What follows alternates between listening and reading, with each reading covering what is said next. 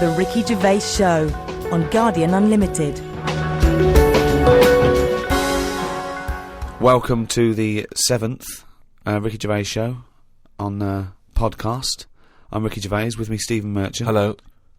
And Carl Pilkington. All right. Now, talking of that, that's only 5 to go then, isn't it? 5 to go in this series of 12. Oh, still seems a lot though, doesn't it? We'll take a little break. I'm sure we'll come back through popular demand, I'm hoping. Yep. I'm hoping to put that on the poster, backed by popular demand. Well, I'm hoping it's by overwhelming public demand. Yeah, which is exactly. My favourite. Yeah. As we're doing it for nothing, Yeah. we want to get a little bit of a pat on the back, don't Exactly, please. Do they give awards out for podcasting? Oh, if they do, hello, I am already writing my speech, baby. I was thinking that everyone listening, if you want to register your email with us, we'll let you know when we're back on air. Maybe later in the year.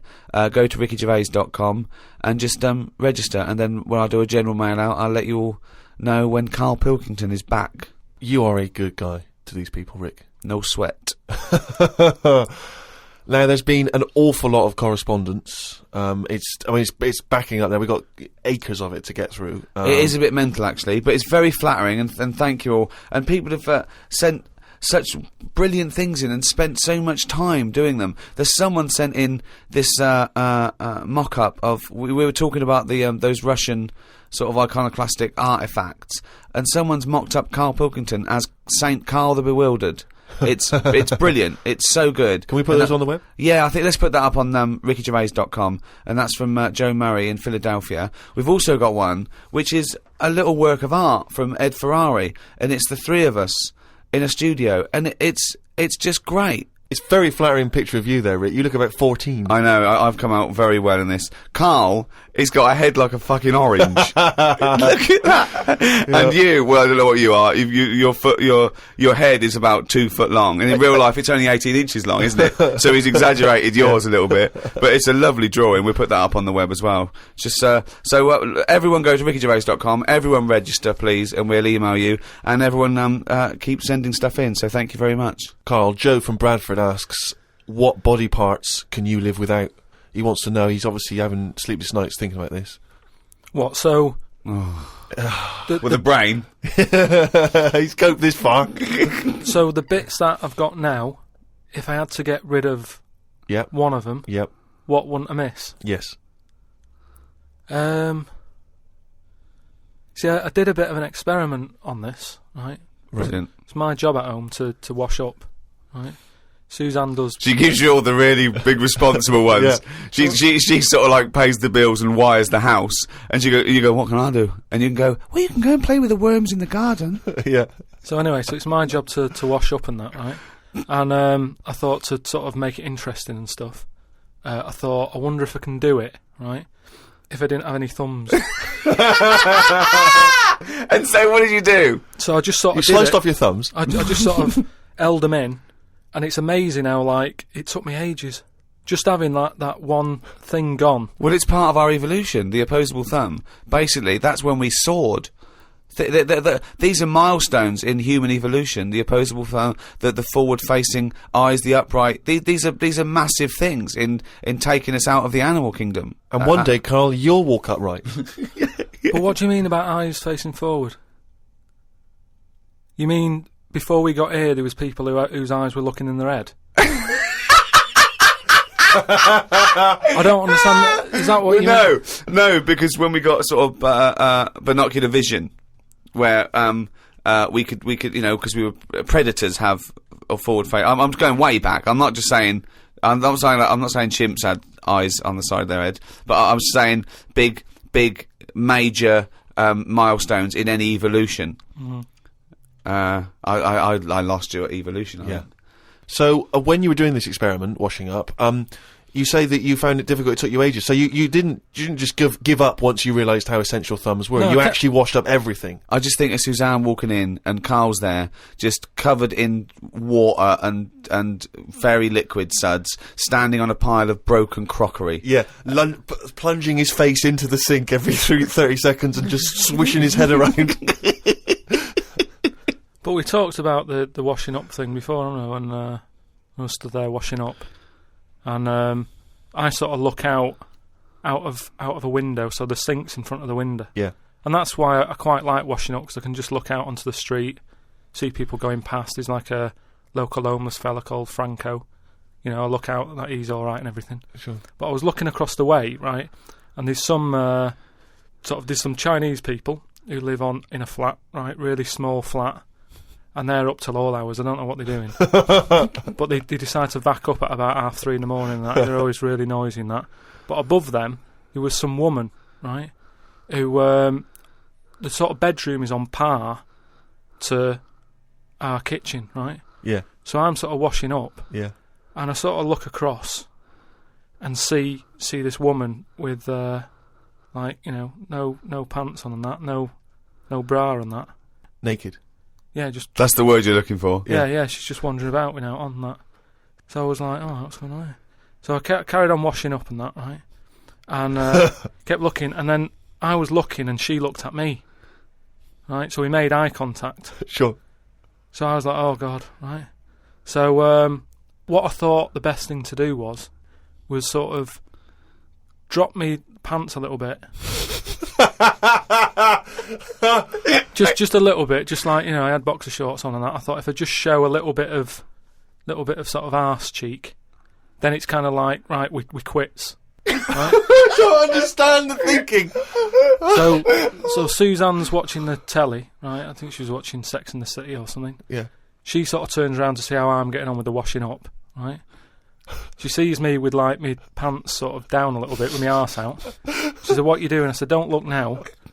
I said, but there's a woman over the road, right, with no pants on and that. She caught me looking. I'm just giving her a bit back. I love the fact that he explains the rules, and Suzanne's meant to go, okay. That makes sense. But I don't. So hang on. So you showed a bit of your arse. You turned presumably to show the arse, or waggled the arse at the woman. I had to lift it up a little bit on the sort of on the draining board. What? Hang on though. What did she do? Did you register her reaction when she saw a bit of your arse? What happened? When she saw my arse, yeah. Well, then I wasn't looking because I thought, in a way, I don't want it to look like, well, I've seen a bit of your stuff, here's a bit of mine. I just thought, at the end of the day, I caught a glance of you. It's only fair. You've had a bit back. You know, I'm not You making see, a big deal out of I it. genuinely think James Stewart missed a trick here in Rear Window. Yeah. This would have been, you know, a much better film had James Stewart just popped his pants down. It would have given a whole new meaning to the title Rear Window. Yeah, exactly. It's tricky though. I seem to be surrounded by people like that because I've told you before. There's the old woman across the way who's just sat there reading a book. I look through everybody's windows like that. Remember that film, that Sliver or something? Okay, right. When they've got video cameras. Yeah. I'm just looking onto everybody's world and just seeing what people are getting up to. There's nothing wrong with that. Brilliant. That's why I like washing up. The Ricky Gervais Show on Guardian Unlimited. Chris has emailed a mantra for Carl. We were talking about famous mantras and sayings and things. Yeah. Never as a mank said so much to so many that means so little. Brilliant. So you can have that on your headstone. Rupert. Your little round headstone. Rupert's in the Isle of Man. He says, I don't know if you knew this, Carl, but apparently octopus's testicles are located in their heads. Yeah.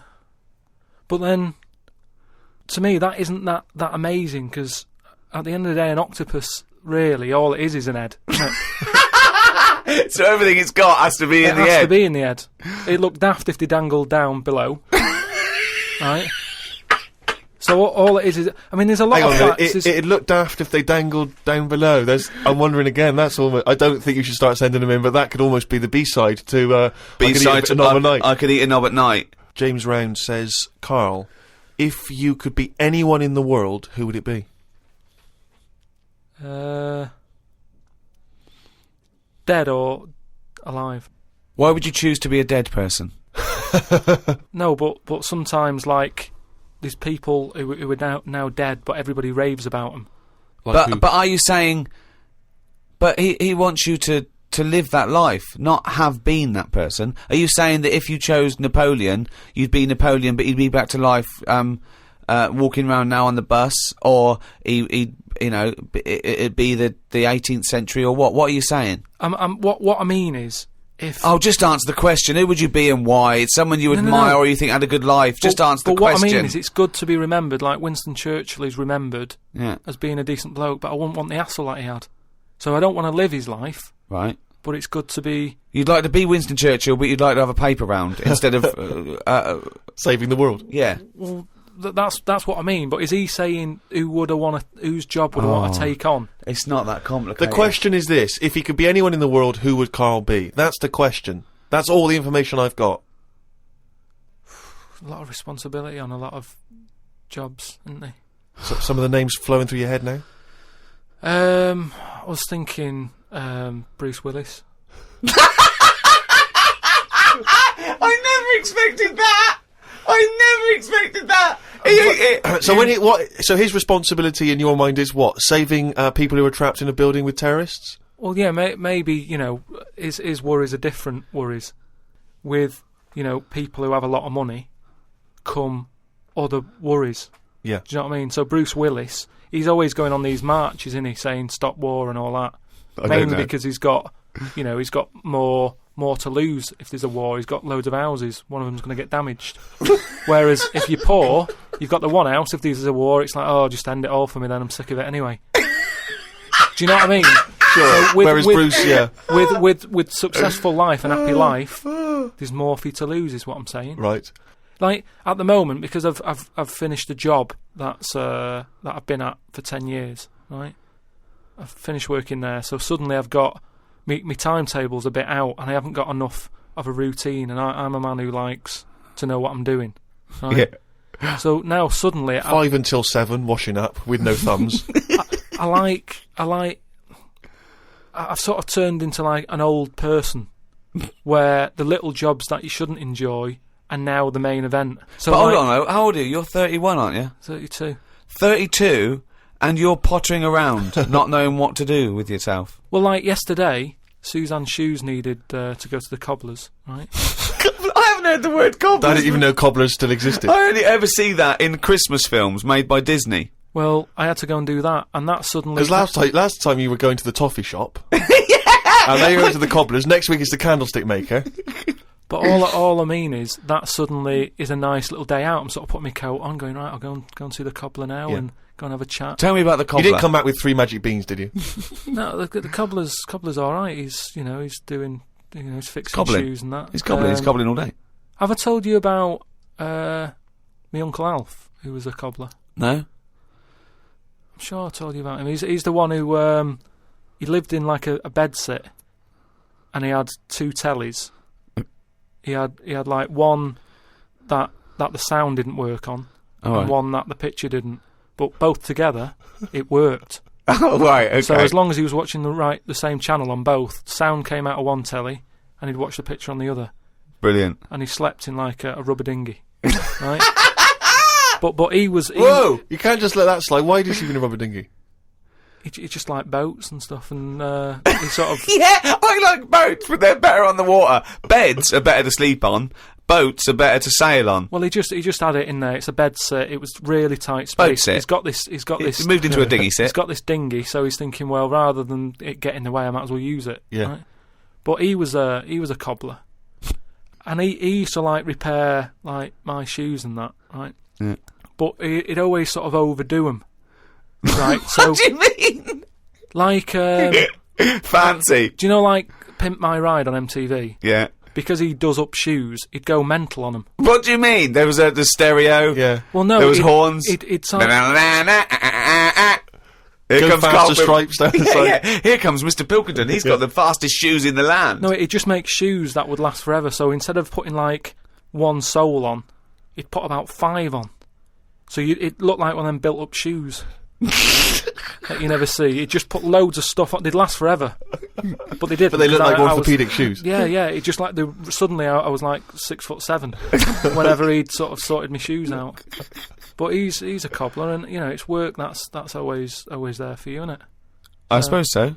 So you went out with to take Suzanne's shoes to the cobbler. Yeah, so that's it. Yeah, so I just took him to the cobblers and that was like a nice little job for the day. I got a leaflet through the door saying, if you want to walk a dog, the rates are good. I don't know what they pay and that, but I got a little letter in my little letterbox saying, if you're free in the day, What, they pay you to walk a dog? They pay you to walk a dog and that. And I thought if I do that and get a paper round, 2 in 1. Sorry, you just went from a job, right, where you were the head of production at a radio station, dare I say it, on... can I discuss your... Well, it was an alright wage, yeah. It was very good. But I wasn't happy, so it's pointless. No, I know that, but to go from the head of a department on a lot of money to walking dogs and doing a paper round, I don't know. No, but it's about being happy, isn't it? I know, but that's commendable if that's true, but... okay. And that makes you happier? Well, I haven't walked the dog yet, but I'm just saying if I do... I mean, I'm not taking it if it's raining. I'm just thinking if it's a nice sunny day and I fancy a potter, I'll go round to her and say, well, how much are you paying? I'll take the dog a walk and stuff. But I can't believe some of the words that have cropped up in this. It's 2006 now. Potter, cobblers, toffee shop. It's very, very strange. Do you live in Narnia? The Ricky Gervais Show on Guardian Unlimited. Right, a lot of people are sort of emailing in sort of brainy stuff. Brilliant. Right, which, you know, the more the merrier. I'm happy getting all this stuff, and if you know, it grabs my eye, I'll run it by you and you can sort of tell me about it and that. And getting a lot of stuff about philosophy. Oh, yeah. And all that. Descartes, that's another one that's mentioned on an email. Descartes, yeah. the French philosopher. Yeah. What's your question? Well, he sort of cropped up on an email. Someone said, what do you think of him? And I was like, oh, I don't know. He famously he pondered his own existence. Cogito ergo sum. I think, therefore I am. He was thinking about that. He was thinking, how do I know all this is true, everything around me? And he thought, well, I can see it and I can smell it and I can hear it. And he went, oh yeah, my senses can be fooled. I could be dreaming. And he thought, well, that's true, I could be dreaming. But if I'm dreaming, then at least I'm alive. At least I have some sort of consciousness. So if I'm even thinking about anything, you know, I exist. I think, therefore I am. Cogito ergo sum. But we don't need to know the Latin bit. Why is everyone always going back to Latin? It was ages ago. Why is that language always being... And were Latin people always in a rush? Because they seem to be like words for full sentences. Why couldn't they just take the time and say what they want to say? And it's just like, what was the rush? I love you to teach Latin! What about Plato? Right, Greek. Right, now, would you say he's a bright bloke? Yes, I would. I'd say he's a very, very bright bloke. Right, let me tell you this. Right, if he's that bright, you know how he got killed? No. Got hit on the head by an egg. Fucking hell! Well, he's not so clever then, is he? That's what I'm saying. Boo! What's the story with the egg? He was on holiday or something, right? And... He was on holiday. In Greece, probably. He was having a walk about, and a bird was flying over his sort of. This over the bird beach. was what? A great auk? What size bird killed him with his egg? It was a big one, yeah. Was it? And the way they used to crack An ostrich on a hang glider. the way they used to crack the eggs open to let the kids out, they used to drop them on rocks. What bird is this? Dropping its egg to let the kids out? You're a maniac! You are a maniac! And Plato had a little bald head. Right. So from the top, the bird's there looking down, and it goes, oh, there's a little rock, I'll drop the egg. Hit him on the head, killed him. Now, this is what I was saying before about... I'm letting too much go now, because I'm so desensitised to his nonsense. I let him go. The bird saw Plato and said, there's a rock down there. Yeah. Well, if these birds are killing people with bald heads, you've got to be terrified. So, but listen, this is what I'm saying though, right? Before about knowledge and that, how knowledge is hassle, or success is hassle. I think that was Newton. Knowledge is hassle. Now, why is Plato's intelligence got anything to do with the fact that this bird dropped an egg on his head? Because he was intelligent, and he's probably earning a nice few quid by giving out whatever messages he gave out. Yeah. He could afford to go on holiday to exotic places. If he was working in a factory, he wouldn't have been on this beach with big birds dropping eggs, is what I'm saying. So, in a way, it backfired. His knowledge killed him. And that, I think, was Kierkegaard. His knowledge killed him. Where you got this stuff about him being on holiday? Well, he shouldn't have been on the beach. He was only there having a break or whatever from doing what he does. It wouldn't have happened if he wasn't on holiday.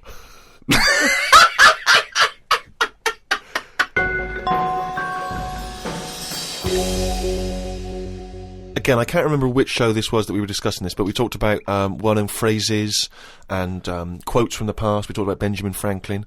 People have, this is an email we've had saying, Carl, what do you take by the well-known saying, a stitch in time saves 9? A stitch in time saves 9. Or a stitch in time saves 9. Yeah. See, it's another one that I don't think I've picked up on a lot of these sayings that are being sort of thrown about willy-nilly. Willy-nilly. Willy-nilly. Okay. Willy-nilly. No, but I, again, it's one of them like last week. I've heard of it, but But what does never- willy-nilly mean? Just sort of like throwing it about all over the place. What do you mean? But what someone said, what does the term willy-nilly mean? It just sort of means, carefree. That's right, yeah.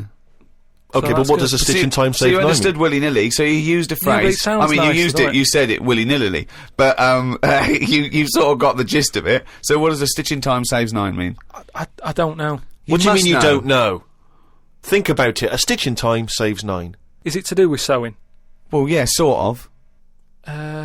So if- it's not that clear. So It's if you not- got a jacket, Yeah. and the seam starts coming undone, oh, there's a little bit of seam. I'll leave it. Oh, it's getting worse and Right, worse. Soon right. your sleeve falls off. So you just need 1 stitch there. That'll do it. If you do it now, later you'll need 9 stitches. And that, of course, is an analogy to other things. If you leave something that needs attention or repair, it'll get worse. So do it now. Do it in time. Yeah, but They some- could have said a tile in time saves 9 on your roof. They just used a sewing analogy. But it depends if you're busy at that point, because if you've got something else that needs doing, that means that isn't being done because you're messing about sorting out a hole in your coat. Is what I mean. Yeah. You can't always do stuff straight away. So maybe, I don't know. I don't know if there's a sort of a middle ground where you don't have to do it straight away, but stitching A stitch sometimes time, today. say in 15 or whatever, meaning you don't have to do it straight away, but just do it before it gets really bad. Brilliant. Do you think yours is less poetic than a stitch in time saves 9? So yours is, this is what you wanted to be a quote, right? Well, you could do it now, but if you're doing something else, then, well, don't do it immediately, but do it soon so it doesn't get really bad. Carl Pilkington. No, but it's the same. That's the same way I treat most things in life. It's like I never go to the doctors unless it's really That is sensible. bad. That is very good advice. No. That's brilliant advice Well, for it anyone is, though. listening. Never go to the doctors. Unless it's really bad. But that's why a lot of people, particularly working class people, die because they don't want to bother the doctor, or they're mildly embarrassed, or they don't know symptoms, bad symptoms. Go to the doctor if you're not sure about something. Like you were terrified to go and have your prostate. Still not doing it. Why not? I wish you wouldn't talk about it, because now Suzanne will listen to this and she'll go, "Oh yeah, you haven't been," and start dragging it up again. But why are you worried about a little a qualified I doctor? don't know what they're doing up there. What they What just year pop are the, we in? they. What are you talking about? They pop their finger up. That's what I mean, though. Why? Well, it's 2006. Yeah. Why are they still using the index finger? What would you prefer, the forefinger or the thumb? Would No. you?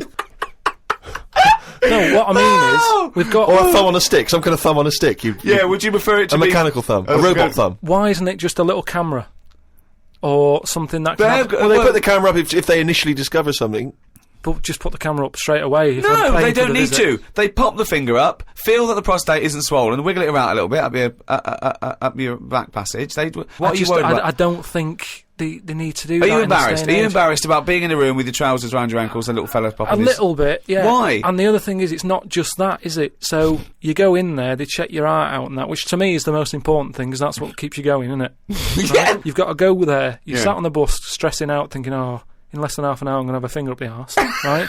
What is the problem? And they go though? in, they check your heart, they probably check your testicles and that. What's up with that? They check your testicles, yeah? Yeah, That's but it's all building, and you sat there going, "Oh, soon that'll be happening." Yeah. And that's what puts me off.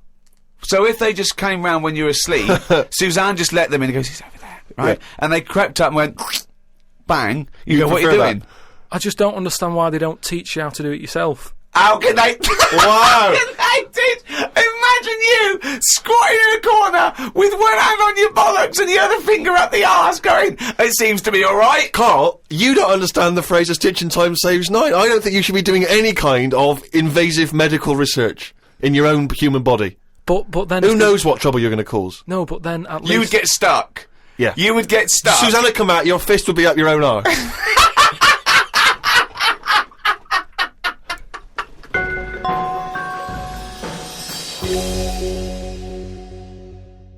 Okay, I think it's probably time. Let me just check my watch. Yeah, it's monkey news time. Oh, chimpanzee that monkey news, you. Right. Last week we talked about, the one who was good at getting up buildings and that for putting out fires and stuff. Ended up working for the fire department. Yeah, not true, but sure. Yeah. But if the building had good grippage, he was right up there. Yeah, it's not true, but go on. So this week, anyway, it's more about tall buildings and stuff. Oh yeah. It was this bloke who was a builder. Oh yeah. Right? And you know what builders are like? They sort of move about, don't they, from sort of building to building, just building. Well, yeah. Once they built it, the building's done, and they move on to build some more. Building to building, just building. Yeah. So he goes to his next job and that, right? Who does the builder? The builder. Yep. He goes to like the boss, new building. the boss of this building, who's building it. Right. Okay. Yeah. And he says what unto him? Do you need anything building? Okay. Right. Yeah. So anyway, he says, yeah, there's plenty of work and that going about. Yep. He says, we're working on this one here. He said, get going on it. Like, there's your bricks and your cement and stuff. Get on with it. Yeah. Any plans? Just build. Just start building. Yeah. Go up. They're getting on with it and stuff. It's all going well. Right? Yep. But he notices that there's someone working high up, right, on the top bit. Sure. Because do you know, like, there's girders and stuff on these big buildings. Yeah. And he's still building the bottom bit, and which he's is still, weird. Yeah, well, that's the way they do it there, apparently, just to sort of speed it up, work from top to middle, from top to bottom. Sure, that's in imaginary land. We So put anyway. the spire on, now we better do the foundations, Yeah. and then put some stuff in the middle to keep it up there. So anyway, he's saying to, like, the other workers, he's going, who's that up there? Who's that up Like, there? Who's working on his own? The little fella, was he? And The little hairy fella up there. Who's the little hairy fella up there with the hard hat? And the other fellas were going, look, don't ask questions. The boss decides who he takes on. We're happy to be getting paid here. Don't ask questions! Yeah. Well, I'll see him when he comes down. So he said, well, it's pretty impressive, the work rate he's doing, the way he's getting from one girder to the other. Swinging, is he? He doesn't seem to be scared of the heights or anything. He said, no, just let him get on with it. We work well as a team. So anyway. What nonsense is this? He believes all this. Yep. So he sees the boss and he goes, that fella up there, who's the fella up there? He's pretty good. And he's like, look, just get on with the job. Yeah, I'll pay you. Let's just all get on with our jobs. Like. Lunchtime comes, they're all sat on a little wall having the sandwiches. He's thinking he'll come down in a bit. He's just carrying on. Is he just still going? Still going on that, right? Mm. So the fella says to the boss man, he says, isn't that fella up there going to come down and join us for lunch? He said, like I said, mate, don't worry about him, right? He said, very secretive. I'm suspicious about this fella. I don't know. Yeah, I don't know why he's working through his lunch. I don't know why he's not scared of heights. And I don't know why he's swinging from girder to girder. It's weird. Go on. So he said, anyway, you've reminded me that he's up there. He said he's doing a lot of riveting and stuff up there. He probably needs some more nuts to... Right, sure. And what kind of nuts is that? Is that nuts to food or...? So he said, what, nuts? He said, yeah, just, there's a bag full of them there. Just put them on the hook, send them up, and he can get on with his job. So anyway, he picks these nuts up. Nuts, right? yeah. Just hooks them on. He thinks they're not that heavy, considering, they're normally pretty heavy, aren't they? Like nuts big and bag of bolts and nuts, stuff. yeah. So anyway, he has a little glance in. Oh, no, what's in there? Nuts. What, you mean nuts that you can eat? Nuts that you can eat, Oh. right? So they send the bag up, and he's thinking, what's all that about? He checks him out, starts to stare, works it out.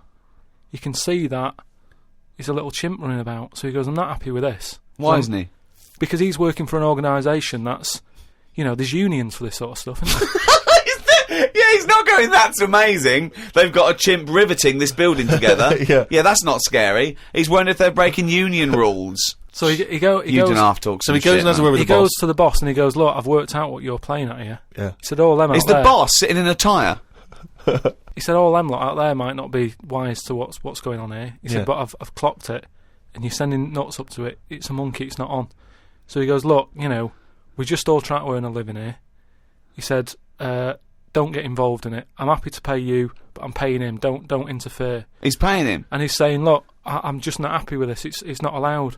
So the boss was saying, well... We to be pay honest, peanuts, we get monkeys. He said, to be honest, mate, he's a great worker. He's known for doing what he does. He's a good grafter. If one of you's going to go, right, I'm afraid I'll have to let you go because he's been here longer than that. Yeah. He was made redundant. None of because that the monkey. happened. He was laid off. None of that happened. He's laid off and that. And that's where that saying about, you know, like there's a lot of tower blocks and that in America. It's like the chimp off the old block is where. So that's monkey news.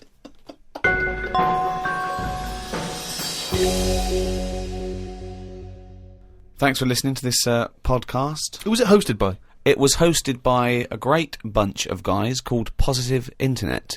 They host the #1 podcast in the world, The Ricky Gervais Show, with me, Ricky Gervais, Stephen Merchant, Goodbye, and Carl Pilkington. The Ricky Gervais Show on Guardian Unlimited.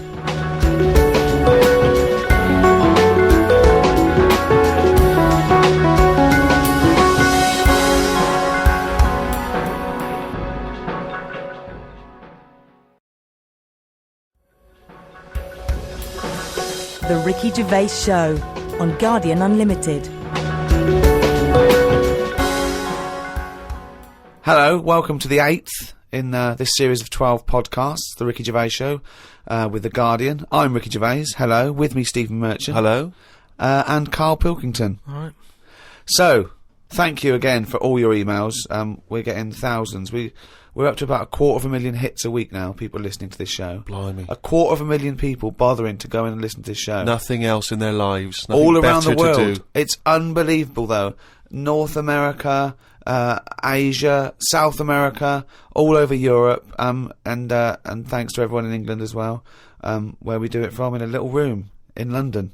Keep going to rickygervais.com and registering, because so when we finish these 12, we can email you when we come back and start again. We're going to need a little bit of time off to record the second series of extras. Well, I'll tell you more than that, Rick. You're going to need some time off just to have a little breather, because I know how hard you work. And you, mate. Well, thanks, mate, but I mean, you blinking work hard. But Carl's been on holiday again, hasn't he? Oh, yeah, that's right, yeah, because, Carl, you don't do anything. And you have weekends off. You take at least 5 or 6 weeks holiday a year, even though you haven't got a job now. You're meant to be doing this, and yet you still So go your on whole holiday. life's a holiday, basically. Yeah, why do you need a holiday? You potter around. Your big day last week was going to the Cobblers.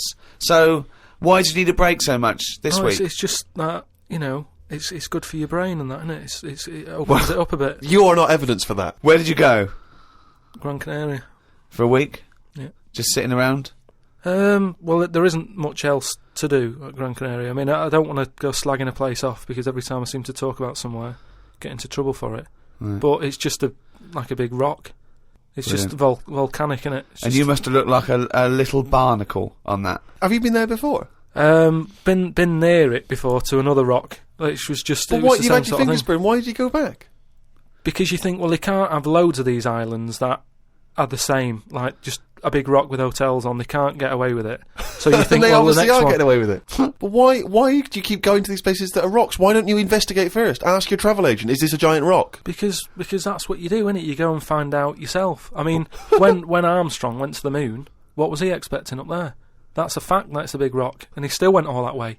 I don't know what that point was. No, Fair enough. so what I'm saying is, though, sometimes Tell us about the moon landing. What, as you started, what do you know about that? You know, because I mean, so far you've given us a lot of insight into the moon landing. So there was Armstrong. There was Armstrong and that. Yeah. There was fella called Buzz. Yeah. And another bloke. Yeah. Poor bastard. Yeah, never remembered. Yeah, go on. And they went up there, got out. 2 of them did. One of them didn't bother. The one whose name, don't know who he was. Didn't even get out to stretch his legs, right? Went all that way. They had a potter about, had a wander, came back again. Yeah. So that's all you need to know, isn't it? Yeah. And in they- your opinion, pointless? To me, yeah. But to them, I'm sure they had a good time, and that's what I'm saying. Sometimes you just take the risk, don't you? Go and visit a place, make up your own mind. And so, what do you make of this place? You enjoy it, Gran Canaria? It was just a big rock, but did you I bet the moon was better. Really? What did you do? It was just, it's one of them. It was big hotel, which is that's where I made a mistake. It was one of those like big, massive places where there's loads of people, and you go for your dinner. That describes a hotel. Yeah. No, Sounds like no. one to me. You've nailed that. I've been to a few, that sounds like it. No, but do you know what I mean? Though there's the nice small ones where it's just enough people, but this is like mental, and it was all, it was full of old people really. Ugh. I mean, that's probably why it's called Gran Canaria, right? Because there's just Grannies old people. everywhere. Yeah, right. But what I thought I'd start doing is start a diary. Okay, why? Just because I sort of had a bit of time on my hands and that. Just thought, write it down, write stuff down. And do you hope that this one day will become one of the great literary documents like Samuel Pepys' diary? I haven't heard of that. Is it any good?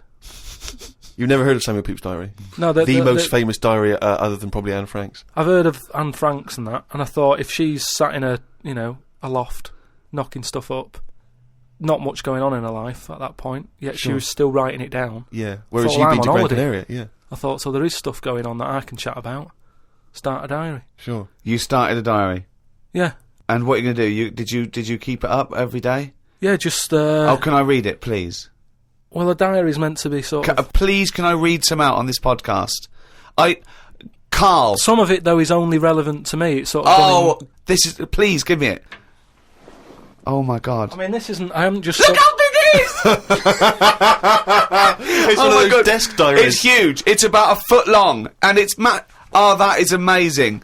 Imagine if Anne Frank's had been like that. As she got out, right, everyone would have heard it clank down on the desk. Yeah, but my writing's quite big, isn't it? Oh, look, give us that. Do you Give us know? that. Do you know about joined up writing? Have you This heard about is that? There's no point. amazing. Sometimes you can't read it, can you? So it's Right, best okay. to look at ancient look, times. oh my God, it starts on the first day. This is wonderful. Going on holiday to Gran Canaria today. Woke up to the news that Tony Banks had died. There was a piece on the news about how everyone was shocked. Got me thinking about an invention that would be good. Right, a watch that counted down your life. If it says you've got 3 days left, go to the doctors. Told Suzanne about invention. She said she wouldn't buy one.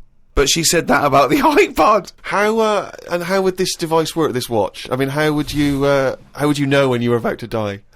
Is that a concern? Again, not for you to worry about. Presumably the boffins and No, sort of all I that. was thinking is that Tony Banks fella, he died and everyone was shocked about it. But if you had like a little watch on... But how does it work? You can't just say, wouldn't it be good? How would this work? Yeah, I imagine you in the patent office going, got an idea. They go, oh, certainly, Mr. Pilkington, what's your idea? Watch that counting down your life. Oh, how does that work? What? Just wear it, just pop it on your wrist. No, what do you mean? Just pop it on your wrist. How does it work? Just pop it on your wrist. Brilliant. You're an idiot. Well, it's interesting that he goes on. The flight to Gran Canaria was a bit bumpy. I thought about the clock that counts down your life again, and I wondered if it would know if you were going to die in a disaster. No, he's querying his own design. He's wondering if it would know. He's invented this. And now he's not even sure. A fella on the plane was reading Koi Mag. It was a fishing magazine. I glanced over and noticed he was reading the Pond of the Month article. Don't think they could make it into a weekly magazine. Well, to be fair to you, because I remember seeing a guy on the train once reading Carp Monthly, a magazine dedicated entirely to carp, and it had Carp of the Month. And I just thought, once you're like 3 months in, the editor must be stressing, have we got any more carp? Have we got a carp that's actually done anything? I reckon if they used the same one twice, there wouldn't be many complaints. No one would be noticing. No, that's the carp they used 2 years ago. There was a really fat bloke on the plane. He was playing on his PSP. While I waited to go to the toilet, I looked at what game he was playing. It was darts. He's that fat and lazy, he can't even face playing a more active game on a games console.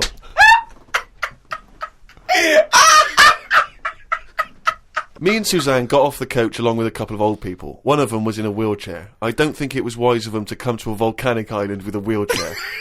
Everywhere's pretty rough, paving and slopey. Guess I'll keep an eye on it as the weeks go on.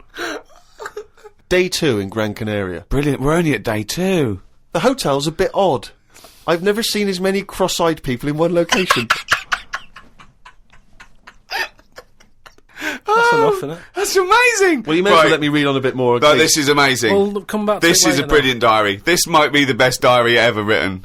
Oh. While sat listening to the Kinks on my iPod, I wondered if everybody thinks in their accent.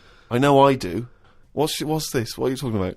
Just that, when I've been sat there lying on the lounger, right, and I was thinking about stuff. How do you know you think in your accent? Tell me a typical thought. Because what I mean is, say if I was like, if I saw something, right? Do you know how I say like, oh, that's a bit weird, isn't it?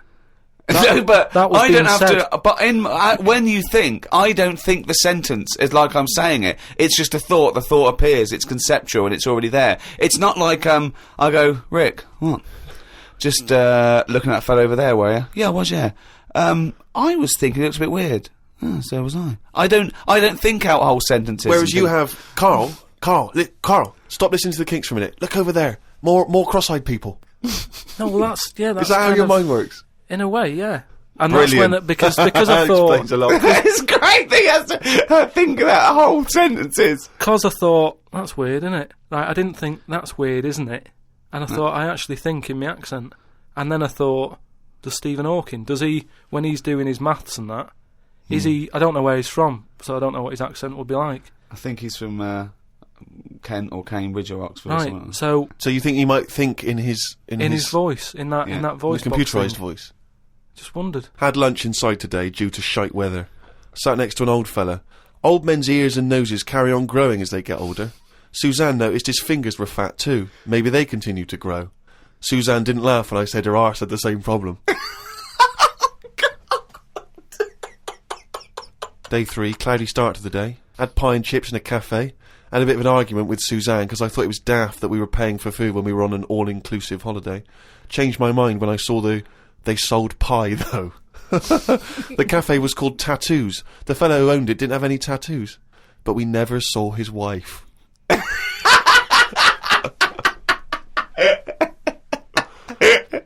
Oh, brilliant. Had a drink in a bar. Everyone sat and watched one of the local cats lick its bollocks. It's the greatest holiday in the world. That's the entertainment in that town. Went back to the hotel and had a sleep before tea. I love the fact you're moaning about old people, but you're just as bad. You've done nothing so far. He said nothing, he's got a big hip. Oh, God. Woke up to news about ducks being badly treated. There was a really ugly one with bent legs. I'm gonna die. Why does he write this down? Oh, God. Oh. There is a fat bloke from Bolton who is in the pool as I write this. He's got a big tattoo on his back, but I can't work out what it is. ... He just got out of the pool and burped. You just felt like you had to keep us abreast of that. He's got everything's in the diary. I just seen it get to the point where you're going, breathed in, Yeah. breathed out again. There was a big fat fella in the sea who kept his t-shirt on. If you're big and fat, is there more chance of you getting burnt because there's more of you on show? I asked Suzanne and she said she didn't know in that sort of not listening kind of way. I wanted to hang about to see if the fat bloke was going to get in the kayak, but Suzanne said we had to head back. I just love him waiting to see if he's going to capsize. We go home today, so we got up early to get the last bit of cloud. No, it's just that it wasn't. It's not that sunny all the time. I mean, I was sat in weather that if it was like that here, there's no way I'd be sat in the garden. But because you're on holiday, it's like, well, we got to sit in it. Put your coat on. So are you going to continue to write this diary? Every single day? It's amazing. Keep this diary up. It's amazing. No, I will keep it up because what I find as well is I think earlier on before I went away, I think I did learn something, and because I wrote it down, I remembered it a bit better. So What was that? I just was thinking then, I forgot it now, but but I remembered looking back at it and not having to read it all because I remembered the end of it before I read it, if you know what I mean. I have no idea what you're talking about. Well, if you've enjoyed the Diary of Carl Pilkington, more next week, I hope. Another week's worth. That's amazing. I'm going to try and get that published. We'll put the odd page up on the web. Go to rickygervais.com. Don't forget to register there as well so we can email you and let you know what's happening. Brilliant. The Ricky Gervais Show on Guardian Unlimited. Hey, fool! Don't give me no back chat, sucker! I ain't here to mess with you. I ain't getting in no plane. I'm here to tell you all about Friday Night Comedy on Channel 4. There's 3 great new comedies. New Green Wing, Yeah Fool, that's nearly ready. My Name is Earl, and The It Crowd. That great new comedy from the creator of Father Ted, sucker. Friday night comedy, this Friday on Channel 4, fool. Switch it on, or I'll be round your house. You stay up all night shivering, 'cause you be so mad scared. Fool. The Ricky Gervais Show on Guardian Unlimited. Rick, who hosts this podcast? The guys at Positive Internet, why? Now, I know you're a big fan of those guys. Yeah, because they're brilliant. Well, yeah, they are, and I tell you, they're working overtime. Because we've had an email from Jake, who's the director at Positive Internet, and apparently he's been in touch with the editor of the Guinness World Records book. Oh, right. And he's hoping to see if we can get this podcast in the Guinness World Record breaking section, or the podcast world record breaking section, or whatever they call it. I don't know exactly what record we'd have broken. I assume it's just sheer number of listeners, is it? Or yeah, being with the number one? it's the number one podcast, and it's the biggest downloaded show ever at the moment. Right. I think that's because people have only had podcasts for a couple of years. Yes, well, I don't know. I mean, I don't know when the next issue comes out. I guess it's sort of December time. I used to get the Guinness Book of Records every year. I love it. I've never understood why it was such a big seller. I mean, presumably, who's excited to find out whether, I don't know, a man that can balance 3 egg cups on his head has beaten the record? Well, the they're next real year? records as well, obviously. I used to go straight for that. I really loved the sort of animals, fastest, strongest, all that sort of thing, biggest. But aren't they the same every year? Well, no, they do change, and obviously there's new entries to keep it exciting. But what annoys me is that it looks like anyone can get in if you're willing to do something that no one else will bother with. Yeah. They did one on Big Brother where it was the stacking sugar cubes, and I was thinking, well, no one's going to bother beating that. No. There's people that walk along with a milk bottle on their head. And no one's going, oh, I'm a bit jealous of Bill. Why? He's broken the record. What? For walking along with a milk bottle on his head? Yeah. Yeah. I'm going to go into training tomorrow. They're ridiculous. Yeah, yeah. But I do like the real ones. There was one in there I got on a couple of years ago, and it was about disasters. And there was one where there was some big ornamental incense burners at this thing in I think Thailand or Korea or somewhere, and they fell over. And they killed 7 of the congregation. And the headline was biggest joss stick disaster. Now, again, there's no one trying to beat that. There's no one going, we need 8. Yeah. We need 8 people. We're going for it tonight. What do I have to do? You have to stand quite near those big joss sticks. Okay. And what record am I breaking again? We'll tell you after. Also, I think a lot of people waste their energy on this because there's one guy in there that can do the 100 metres in 11 seconds running backwards. And I want to say to him, turn round. Because I think you'd be fast forwards. Yeah, if you'd have only, from the age of 10, sort of, you might be, one of the fastest runners in the world. Because you're never going to be considered one of the great athletes for doing it No backwards. one knows about him. That's not going to ever be an Olympic sport, running backwards. No. Or, and now the 100 metres. Oh, one of them's putting a milk bottle on his head. yeah. This is one to watch. There was a guy in there, I've always been fascinated by the guy, he had the world's longest fingernails, and they were truly extraordinary, and they went out and they started to curl around, obviously, and in the end he almost looked like sort of there was a big spiral of gnarled old fingernail. But I just thought, it just seemed like such a terrible affliction, really, to be walking around, with these giant fingernails. So much you can't do, just missing out on, Jeff, you coming bowling? I can't. Just so many different things that you miss out on. I've never quite understood who's willing to have this eat into their life. It's going to take over their whole life just so they can have their photo in this book. It seems a very bizarre impulse. Carl, have you ever been tempted by any world-breaking attempts? Do you find them fascinating or futile? I mean, you don't get paid or anything, do you? No. They do it for the pride. But say, like, the fella who can run with a milk bottle, could he get a milk round? And do you know what I mean? I can understand that if you can use the skill, but like you say, if it's getting in the way of your life and that, then what's the point? There was a kid at school who said, I'm in the Guinness Book of Records. And I went, oh, yeah. He said, no, I am. And he brought it in.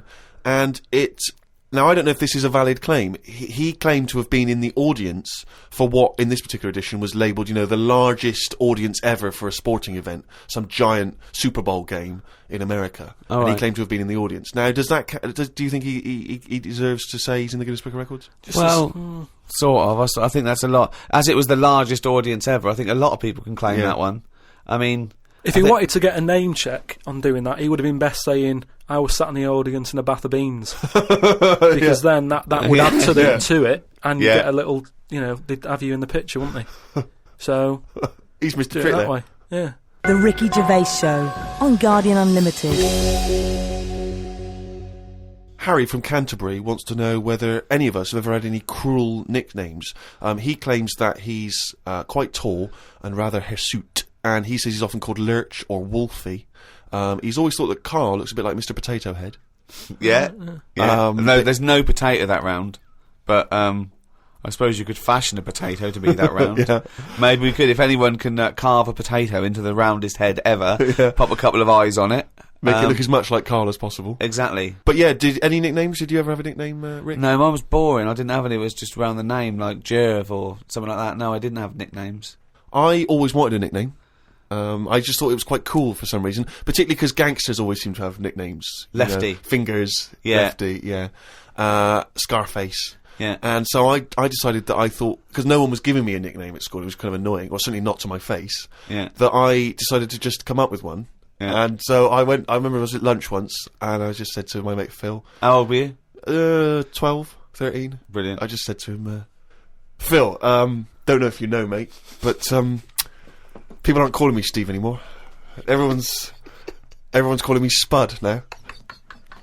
Now, I don't know why I thought Spud. It's weird we should talk about Mr. Potato Head. I don't know why I thought Spud was a cool nickname. I think It's a 'cause grown-up name, though, isn't it? and it's also because I think it sounded like it was probably either something that you'd find in one of those kids' books, like the Famous Five, or like the Bash Street Kids. There'd be Spud, and I always imagine with Spud, he's not the leader of the gang, but he's a reliable member. I think You know what I mean? Spud is the biggest lorry driver in one particular sort of car park. Yeah. And here comes Spud. Yeah. And he gets out, all right, boys. And he's big and massive. And Spud can eat 2 breakfasts. Exactly, yeah.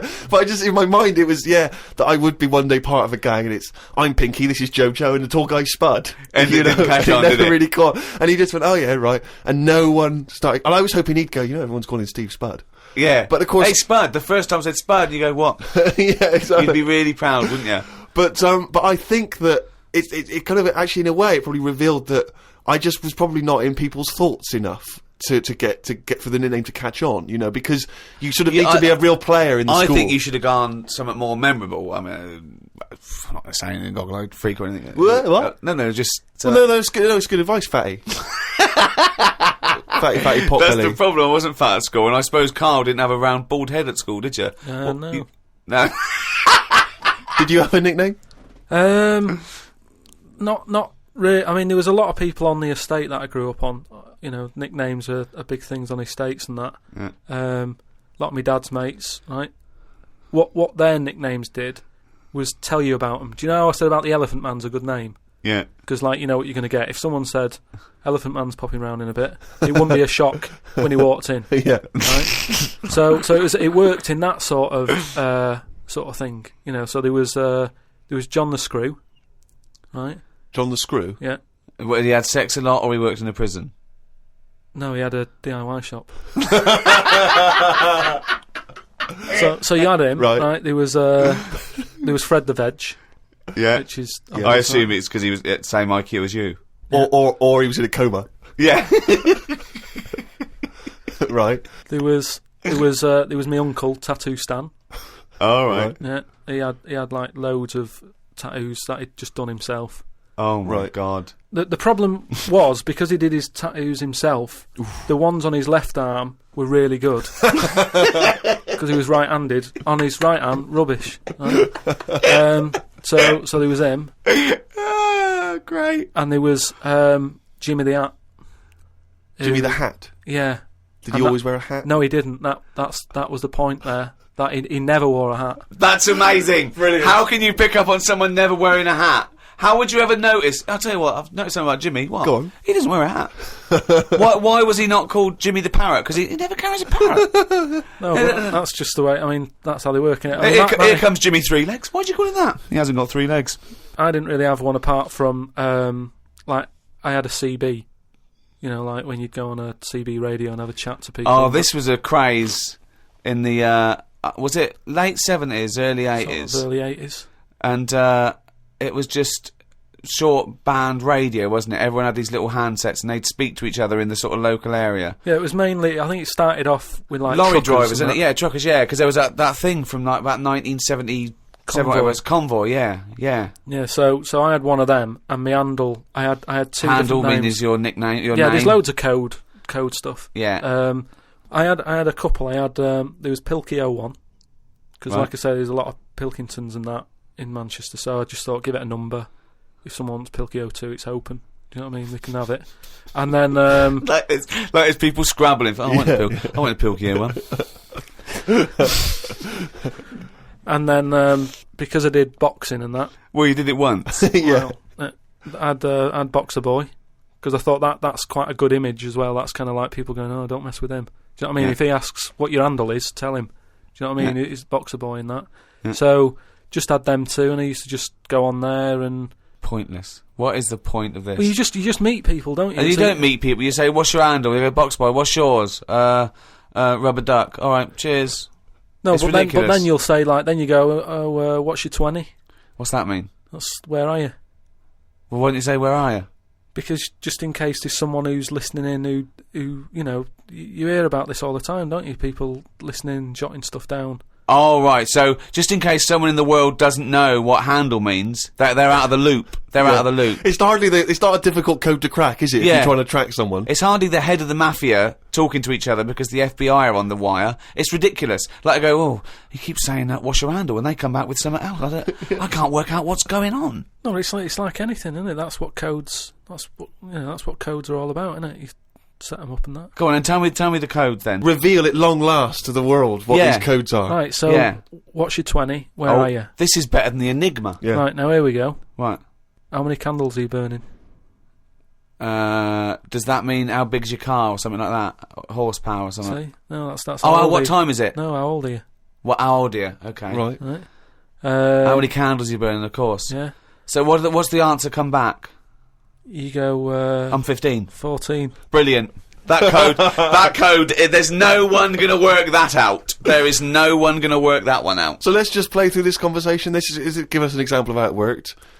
Right, so you turn it on and that, and you start off, and there was something that you said at the start, like Hello. just you Breaker. yeah, breaker, do you copy or whatever? Yeah. Then someone will go, What does yeah, copy mean? No, What his name I want was. to hear because I want to hear the fascinating conversations that Carl must have had. Yeah. and you go, all right, it's Boxer Boy, yeah. What's And your he goes, 20? What's your 20? And you go, well, just I'm in Manchester. In the flat. Oh, right. And they go, right, yeah. How many candles are you burning? Oh. You go, I'm 13. Oh. So And that's the end, is it? then you might sort of say what was it? It was something like what am I burning? Right. Using burning again. Confusing, but go on, yeah. What am I burning? The bacon, because I'm busy talking to you, you twat. That's like what's my power? What strength am I coming in at? Oh, yeah. Because then you can tell if they're quite close to you. So if you're Yeah. getting someone burning a 1, We've told them. We said, wait, what's your 20? You go, I'm in Macclesfield Street. Yeah, but oh, then- right. but then you Wonder go- where they are. We've just told you. Yeah, Wonder how but- far away they are. but then you go, oh, that's interesting because you're burning, burning 3. I don't normally get a 3. The least interesting hobby Oh, do you know could what I- ever do. I wish you'd have kept a diary of this, because this has been fascinating. Now and again, someone will come in and go side on, right? What's that mean? And that means like there's someone sat there listening into this Ooh. chat and going, "This sounds interesting," Yeah, no, it doesn't. Unlikely. Yeah. and they want to join in, so they sort of go side on. You go side on, bring it in, right? And they go, "All right." How many candles are you burning? Yeah. What's your That's it goes 20? round again. Yeah. See you later. What's your 20? How many candles are you burning? Oh. And, I mean, it seems to me that what you should have done is made a note the first time, so that when you then speak to them again, you don't need to ask them those questions. Can I just confirm that you're burning 15?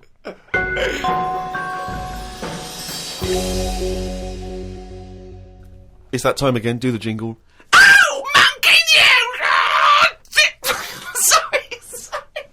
Okay. I'm gonna do a really good one. Now. Okay, go. Okay. Oh, chimpanzees! That monkey news! Yeah. Right, do you know it's nearly time for the Winter Olympics again. Okay. Is it? Okay. They sort of come round every 4 years. Is it this year? Is it? Yeah, and the last one that happened, 4 years ago. Yeah. there was a bit of an incident. Oh no. Oh well, I'd know about this then because it would be Well, it'd be Well- big news because it's a well-known. televised as event, well. yeah. It's, Do you remember any winners that were monkeys in any of the no, tournaments? of course No, not. No. So, yeah. it's So not anyway- going to be that because it wouldn't be true. Go Oh, on. yeah. So anyway, one of the popular events, bobsleigh. Okay, right. You know, it works. Well, you It's need like a 4 sleigh. men. Is it 4 men or 5 4 men, It's yeah. 4. So it's definitely 4 men that you need Needs on four a men. bobsleigh team. Is it and there's 2 team bobsleigh as But well. they're always men. Is that right, Rick? well, yeah, they have to be. Yeah. Anyway, Humans. Well, they have to be humans. Yeah, Yeah, it's the okay. Winter Olympics for. Yeah. So let me just clarify. With the Winter Olympics, you can't have any animals taking part. No, and they also no, because they wouldn't be allowed. And 2, there's no way they could disguise it because not only would they see it straight away, right, but they have blood tests Right. Okay. So, which would show up. so they definitely know if it was Well, they have any blood kind of tests. non-human. It's impossible. It would be literally impossible to have anything other than a human Taking involved part. in a bobsleigh team. Fine. Okay. So carry on. So anyway, this country, I don't want to name them because they try to shake off this sort of, you know, this bad news. Oh yeah, and you don't know. And It's it not didn't true. happen. Yeah. So anyway, the country was doing really well in the qualifying stages. Oh, yeah. But the problem was there was like 2 members Mm. who were getting all like the press and stuff, Oh right, yeah. and one of them never got a look in. Right. How tall was he? Anyway, so this one member was getting fed up because the other 2 were getting all the press and what have you. So he said, "I'm not happy with this. Yeah. I'm jacking it in." So they were like, "You're joking? We've qualified. We're getting into like the main race and everything. You can't leave us now." And he said, "Well, you could do it all on your own before. You know, the way you were acting and that, you didn't Yeah. need me. So I'm going." Mm. So they were like, "Oh." Well, they need to replace him because there's a certain amount of people needed. So anyway, so the clock's ticking. It's getting close to the big race and Of everything. course it is. Yeah. They're like, "What are we going to do here? The substitute Right? they took with them. What are they Well, going they to must do?" have. Yeah, they would take the substitute. So get him No, on. they didn't have any of them and that. What- It's, what- you know, a lot of injuries and stuff. Or just get a mate to do it. Just get a mate or a friend Yeah, or the coach to do it. Yeah. But, you know, there's a lot of responsibility on these people and, you know, you won't want to let your country down and that. And they were like, what are we going to do? Get a waiter or anyone. in Anyway, the hotel. the time comes to the race. Seems to be 3 people on it. There appears to be 3. Okay. Yeah. They start off, they're whizzing around the track faster than normal. They're beating their old records. Right. Amazing. Because the new fella they've got a little bit smaller. Ah. Right? Is he in? So Is he in the bobsleigh? Or is he pushing? He's in it. Oh, right, okay. Right? He's wearing a uniform and a helmet. Though we He's can't got see what he helmet looks like. on, We he's can't got see the his kit face. on. Can't see his face. Nobody knows who he is, but the course they do. country's loving it. Of course they They're do. like, well, it looks like we're going to break all our records, you know. Good. It's good that they found someone new. Yeah. Bet the other fella who left is sort of kicking himself, thinking, oh, I could have been part of this. Anyway, This wasn't that bloke that had very short legs and long arms, was it? what happened is they're whizzing round the track and what have you, Faster than ever. Yeah. faster than ever, and the press are like going, beating all records here. They started taking photographs. Lot of flashing. Lot of flashes from the cameras and stuff. Right. Of course. Suddenly, the bobsleigh goes a bit sort of mental and whizzes off the track, right, into like all the tyres and stuff that they have for protective. Oh, they love tyres, don't they? Bobsleigh members. Some of them you can. Sometimes you can find them swinging in one, or maybe eating a banana. Ambulance comes rushing over and stuff. The other 2 members are looking pretty nervous for some reason. Oh, what are they doing? They're saying, look, don't take the helmet off because, you know, you can do more damage to the well, neck. don't tell the paramedics how to do it. I mean, They know their job. Yeah, they know their yeah, job. yeah. So they were Please. like, just you know, and plus, you know, he came in at last minute to help us out. He doesn't want everyone to know who he is. He's Yeah. not after the limelight yeah, like some of the members we used to have. But he Yeah. just was helping his country out. yeah. Leave the helmet on. Anyway, they get him in the ambulance and stuff. The other 2 are looking a bit worried and what have you. They're gutted. They lost the race. The little bloke. Is the bloke not saying anything? Is he not? He's in the ambulance now. Is he not saying anything though? Anyway, word got out, right, from one of the ambulance drivers a few weeks down the line, once all the dust had settled on the Olympics and stuff, and light news day and stuff. Yeah.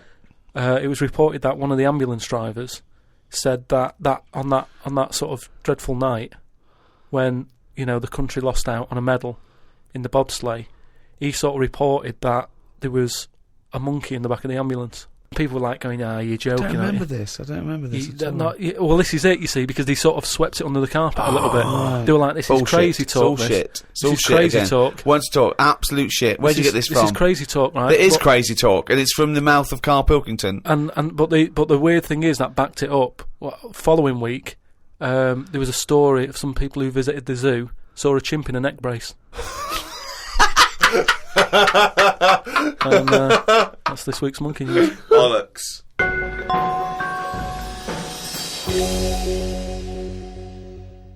Hasta la vista, baby. I'll be back. I'm here to tell you about Friday night comedies on Channel 4. There's 3 great comedies. New Green Wing, it's nearly ready. My Name is Earl and The It Crowd, the great new comedy from creator of Father Ted. Get your ass to Mars. Friday night comedy this Friday on Channel 4. Switch it on. I'll be back. Uzi 9mm. Cause I did it a divorce.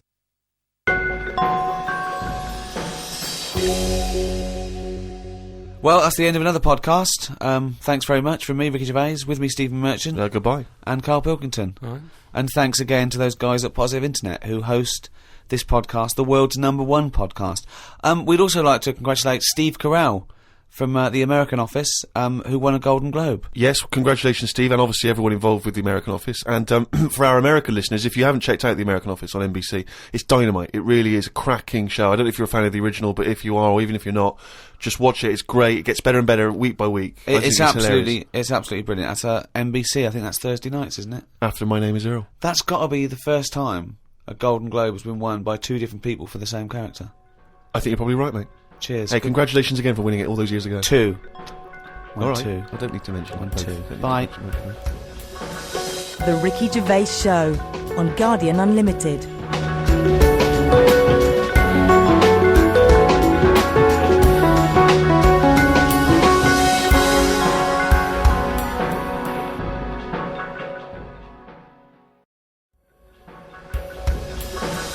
The Ricky Gervais Show on Guardian Unlimited. Hello and welcome to another Ricky Gervais show with me, Ricky Gervais, Steve Merchant. Hello. And Carl Pilkington. All right. The 9th in a series of 12 podcasts we're doing for free. Absolutely free of charge. We're getting, we've already done over sort of 2.5 million downloads. We'll probably do 4 million downloads by the end of the series. If I had a quid. I don't even want to discuss it, Rick. You are gutted, I'm aren't you? absolutely furious, because I said to you when we studied this, I said, why, you were going, oh, let's give something free back to the fans, and I was saying, it's not worth it, they don't deserve it. But no, you demanded it, and I wanted You to pay, did. I want to charge crazy money for I've it. been a fool. We've had about something like 6,000 emails as well. If we could channel this to good, because you know what I mean. This internet has been set up. Billions and billions and billions of dollars go on this cyber highway back and forth, doing good stuff, communicating, sending people into space, commerce, and people, hundreds of thousands of people are sending me pictures of Carl as a monkey. I know, exactly. I mean, it's unbelievable. It's not what this system was created for. Thank you for all your emails as well. That cost us as well a little bit because they're going through the website, which cost us a little bit of money. But it also costs me my precious time having to wade through the crap that gets sent to us. Thanks to Kieran Gabriel from Merseyside who sent me a picture of Carl as Bruce Willis. It's the effort. We'll put all these up on the website. David Weinstein has started his own T-shirt range. I could eat a knob at night. And Paul Devon has sent me this caricature of Carl, and it's brilliant. Again, I think they're wasting their energies. It's actually a brilliant painting of a little round, bald-headed Manx, some sort of like freak creature. Yeah. Whereas he could have done a beautiful painting. But thanks to all those. I have actually waded through the emails, and I obviously, again, like Ricky, I echo the thanks for sending in all the different questions and comments about the show.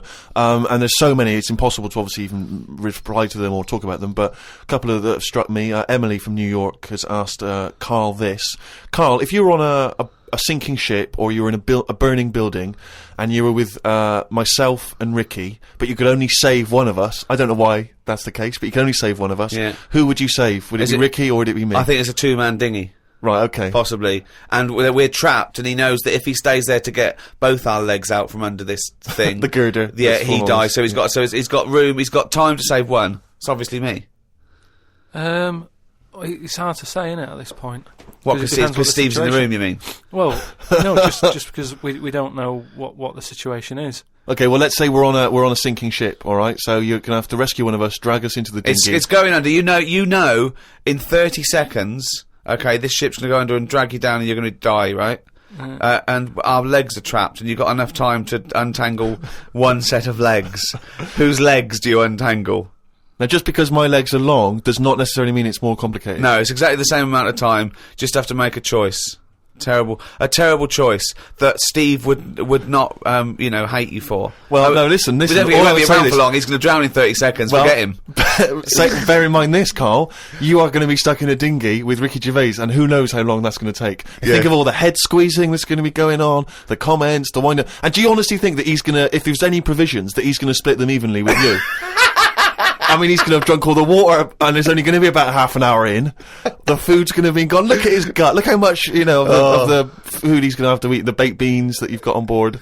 Whereas me, you know how generous I am. I'm always sort of helping you out. Oh, there we go, Carl.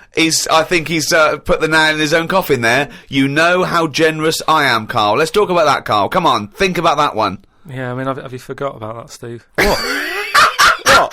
The time when we went for a coffee and we had to have a bit of a heated debate about the 50p change. Yeah, you owed me 50p, and you decided you didn't want to give it to me because it was only 50p. And my point was, it's not a question of 50p, it's the fact that it's not your decision to decide not to give it to me. If I want to be generous, that's my decision. But you can't go, oh, it's only 50p, Steve. It's my decision who I But say you just given him a free keg of beer. Yeah. But that did not come to you, and you didn't pay for the free keg of beer. It was a promotional thing that was sent to you. It's the same thing as the way I gave Suzanne my leaving present from my last job. A lot of people may not be aware of this if they haven't heard us talking about it before. Yes, but you had a gift from your work as you were leaving after however many years of service, which you then gave straight to your girlfriend without telling her that it had been received from people at work. Doesn't matter. She wanted a camera. It's the same thing as you. You wanted that lager that I got for free. It hasn't cost you anything. It doesn't matter where I got it from. So you now decide, because you've given me a free lager, that you can now say, oh, actually, I'm not, in the future, I'll just take your money, Steve, on a whim. Well, listen, stop arguing us. You're rocking the dinghy. Carl, have some of my cheese. Imagine if he would. Do you imagine he would ever say that? Can you imagine him ever offering you any of his cheese? Are you going to save Carl, mate?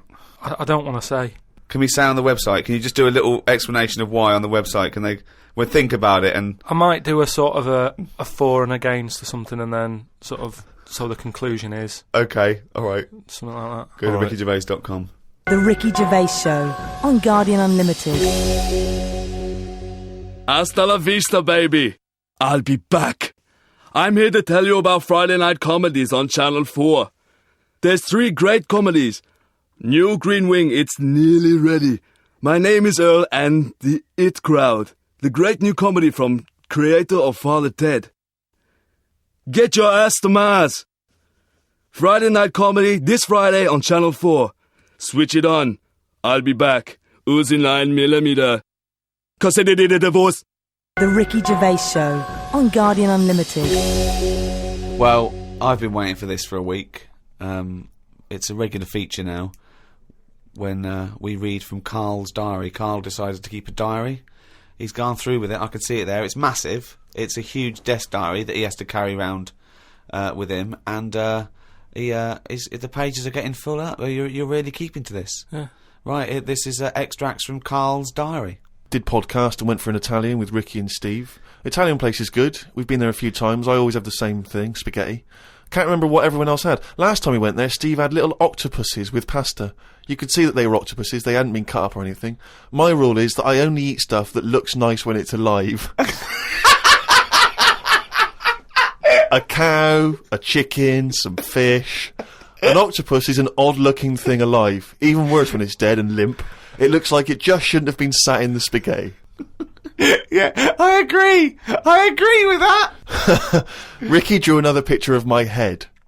We've given a few of them away as prizes, but he draws so many of them that they won't be worth as much anymore. Everyone will eventually have one. Like those pictures of a boy crying that caused houses to burn down in the 1980s. What does that mean? What are you talking about? Don't you remember if you're listening in America, they might not have made it over there. Is it the sort of like the sugary ones with kids? Like, is it Techikov or something?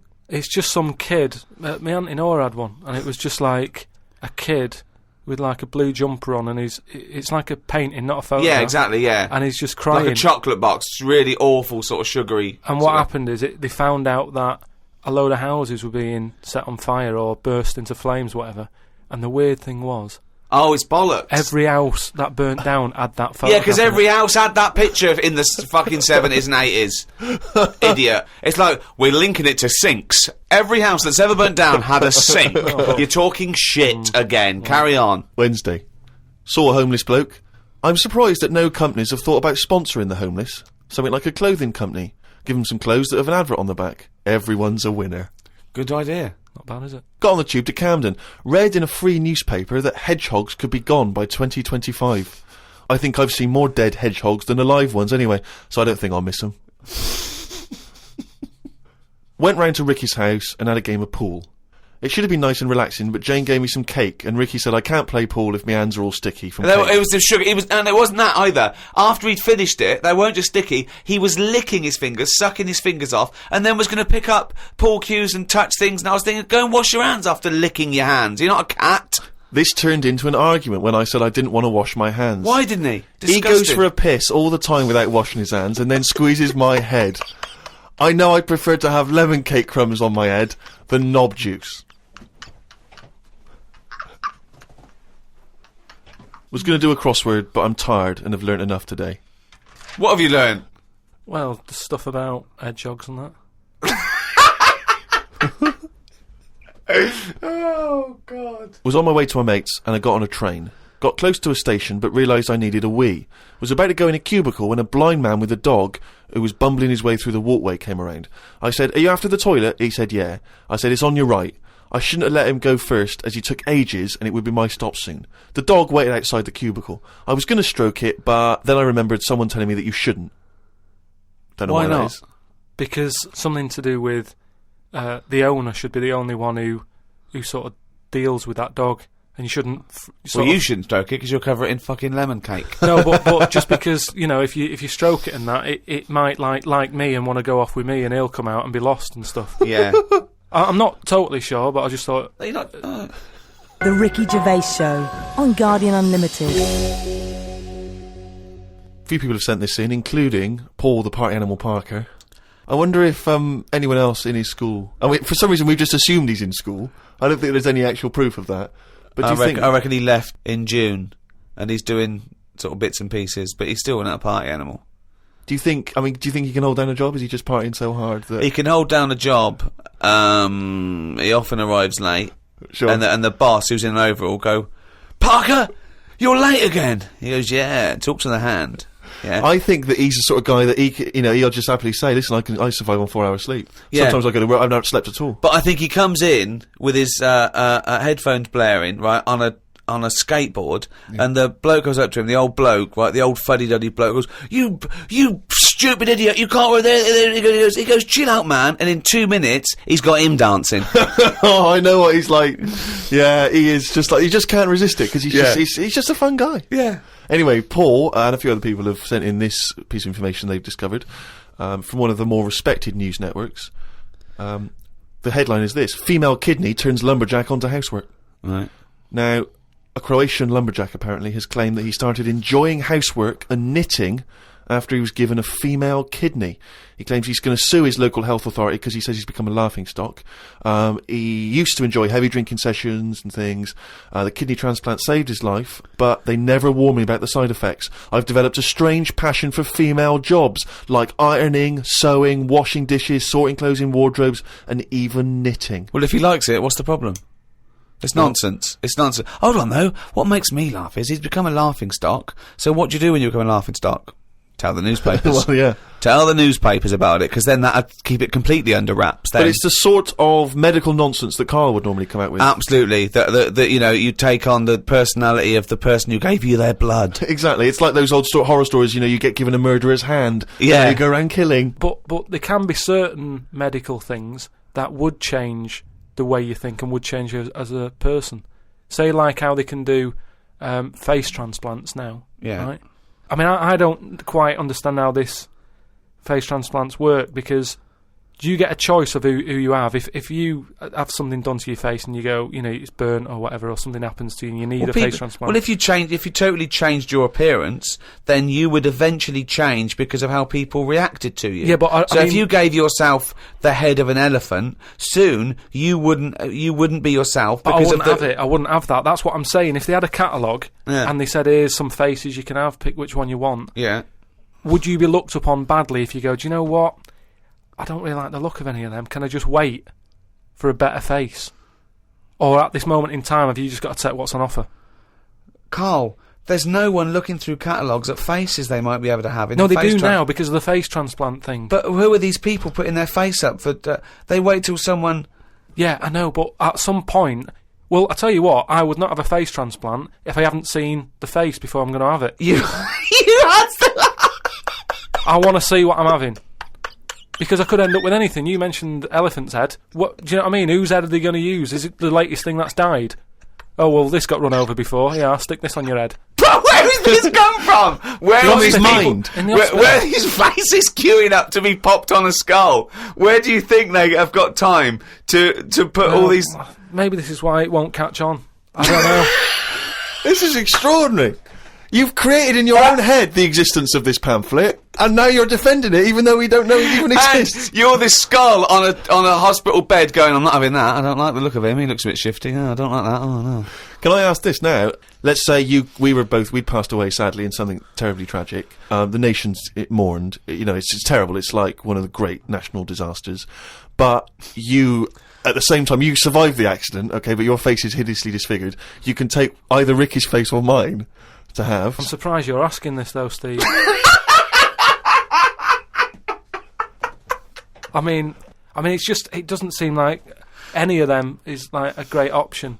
Oh, thanks. And this is what I'm saying about the catalogue. If those two were on offer, I might go, do you know what? Pop in again tomorrow. Bring in another booklet. The Ricky Gervais Show on Guardian Unlimited. This is from Anne-Marie Melvin in Amsterdam.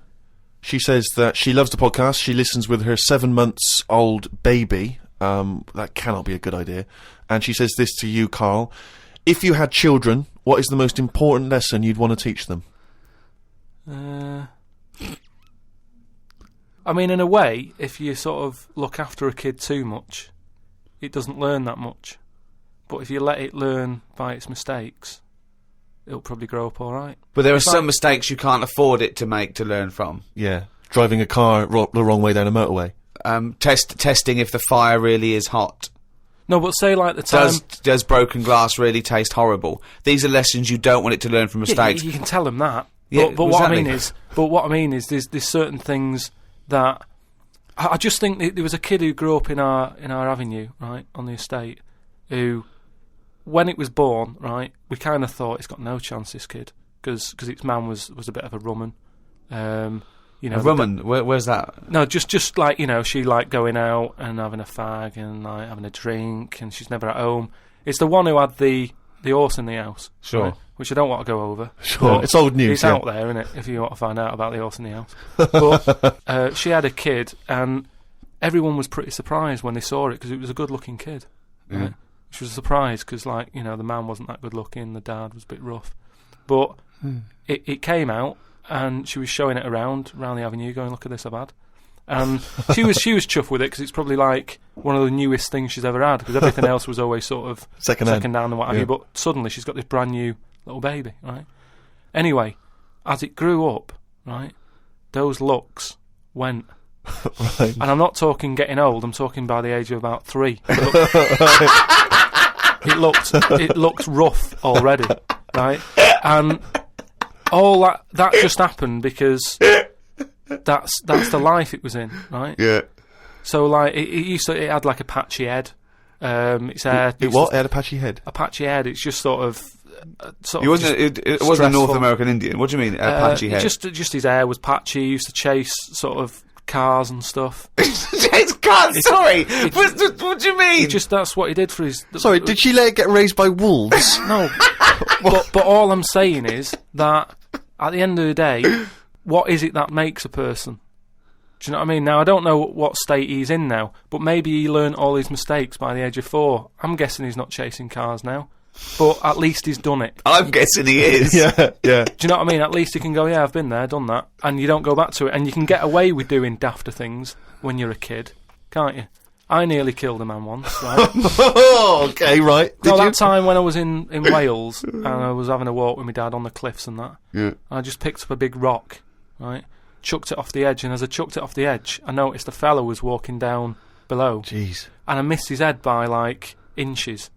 Now, I've never chucked a rock off a bridge or, like, off a cliff or anything. And it only took one man to almost lose his life for you to learn that lesson. Yeah, but that's how you learn your lessons, Yeah. isn't it? See, a lot of people would have said that maybe your dad should have said, "Wait, Carl, what are you doing?" No, but he didn't know I was doing it. I didn't say I'm going to chuck this off here. I just picked it up and chucked it.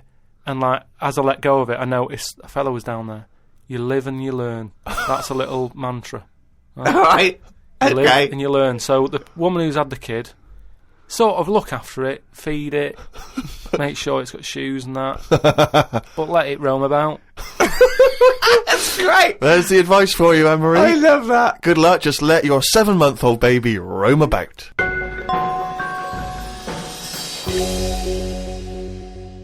Hey, fool! Don't give me no back chat, sucker! I ain't here to mess with you, I ain't getting in no plane.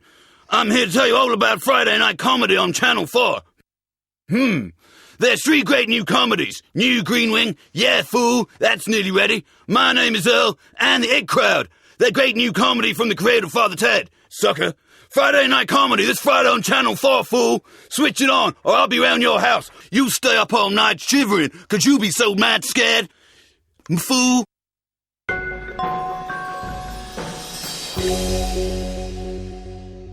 Carl, a lot of people are absolutely fascinated to find out how you met Suzanne, your girlfriend of how long? Ages. Yeah. And they can't comprehend how, well, I suppose that there's any woman out there. Well, there's someone Who for would- everyone, isn't there? Yeah. That's always my thing. And it's reassuring, I think. You know, we've chatted about the face transplants and that. You know, there's a face for everyone. Philosophy, innit? Yeah.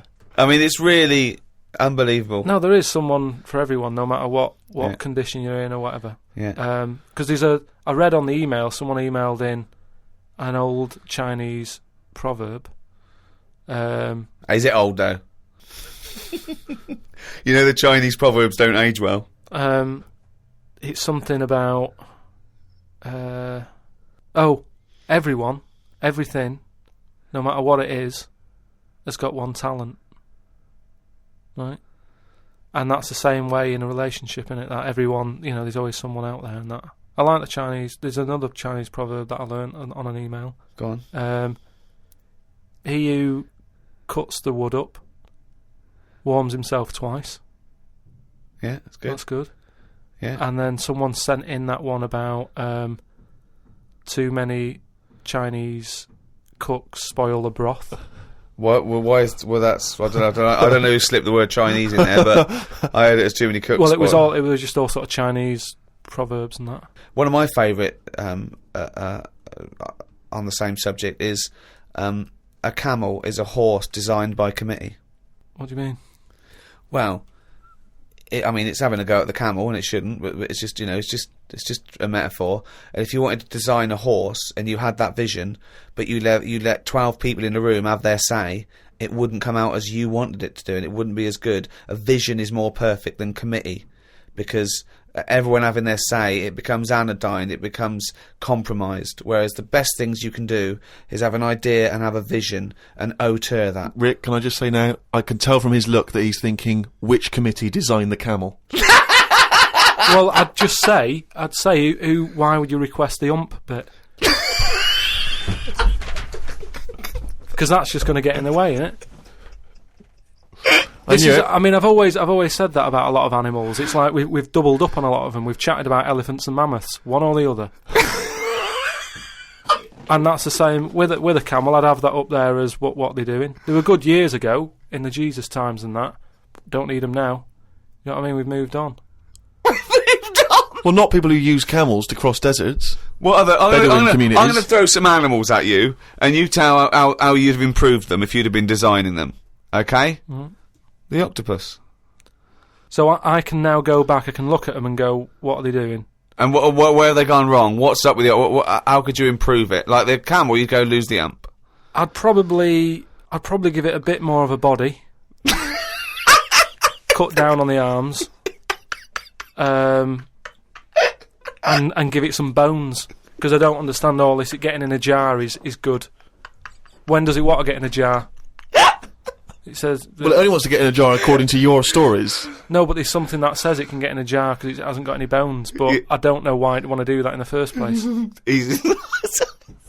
I can't even begin to answer that. Once again, you've claimed that you've read that they like to get in jars. I mean, how do they know that octopus like to get in jars? Oh God, I love it. You can improve on an octopus.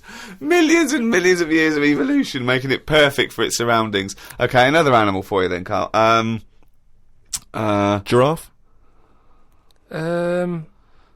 What are they adding to the world? What are they doing? Well, it's not about what they add to the world, No, but is I thought that's what everything's about. It's about things are here for a reason. No, because they work. The only reason is that they survived. They passed on their genetic material and evolved and was chosen by nature. It was selected. But there seems to be a lot. The reason they're here is because they didn't die. That's it. No, but there seem to be a lot of animals that are like. Do you think there's a lot of cheating? Is that what you're saying? There's I'm a just lot saying of there just doubling seems up. to be a lot of doubling up. Yeah, so And- you get it down to like 8 animals that represented all of it. So okay, who would get in your team? You can choose No, 8 animals. This is what I'm saying. If I was Noah, I would have gone like, hang on a minute. I've just seen something that looks a bit like this. Let it drown. And have a clear out. But he didn't. He was messing about saving everything. He was instructed by God to save everything, to be Yeah. fair to him. Yeah, but if he's been given that job, for me, he's sort of manager of that job. With So management. you believe With Noah as well? management. You believe Noah happened as well, and he built a boat big enough to catch 2 of every species. You actually believe that as fact, do you? Well, it's out there in book form. And Brilliant. All right, We haven't answered the question that we started with. How did you meet Suzanne?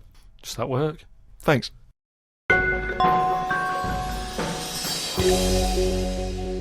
Oh, chimpanzee, that monkey music! There was this airline, and was having a lot of problems, and a lot What, of pilot's too tall? Yeah, the cabin was so tiny.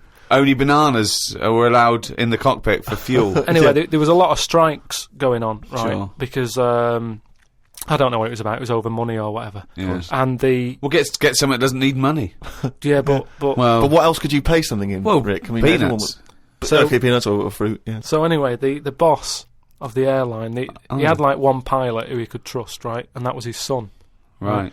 But the problem is with a lot of these planes, you need 2 pilots. Of course you do. And he's like, if only I had 2 sons, but he didn't. There's no point harping on about it. Right? Sure. He runs an airline. He runs an airline, yeah. But how many pilots are there? Because there must be loads. No, there's loads, but the problem is a lot of them are going on strike. Ah. And each week you can see that we're struggling here. We But how haven't can they? got But enough if pilots. but it was just the pilots that were striking, was it? Yeah, the pilots were striking, yeah. So all the ground staff and luggage handlers and all that was okay in the cab. They were control? fine, it's just pilots Right. were not happy Pilots. with the deal and what have you. Yeah. Well, just close it down. No Anyway, way, you can't do that, no, Rick. I can't. Of course you It's can. costing do him a that, it's fortune if he closes it down. Yeah, but what one plane's not going to make a difference in an airline, is it? No, it's all the It's all the planes. planes, mate. Yeah, I know exactly. So if he's only got one person he can trust, knock it on the head. No. What's the point? You've got to keep going. You can't just nip stuff in the bud like that. If you got a dream, keep it alive. I know, but not with one plane and your son. So anyway, I don't know. Well, but that's the least of his problems, Rick, because he's got his son who's a brilliant pilot. He's the only guy he can trust. But it takes 2 people to fly. Well, you the plane. can't fly it then. So the son, he's flying the planes and that. He's getting worried for his dad because of his business. It's falling Sure. apart. He's like, anyway, listen, Well, one plane won't make any difference. don't worry about it. We've found someone who you can work with. Okay. And he's like, but I get past the picket line because, they know I'm your son anyway and they'll leave me alone. But any other pilot, they're going to start giving him grief. They're tearing him to shreds, yeah. He said, don't worry about it. Unless you could swing over the heads of all the strikers. He said he's staying over near the sort of quarantine area where all the animals are kept Oh, and yeah, stuff. okay. They won't be looking in there. They won't bother. No. So he's like, all right. But there's no animal that could be a co-pilot, that's why. I'll see you. He'll meet up with you in the cockpit. I'm like, He'll meet up in the cockpit, yeah, sure. So anyway, he gets in there. He meets them. At first, a little bit of a shock who he's going to be working with, but Why? he's thinking, as long as I can keep my dad's business alive, I can Not keep with a one job. plane.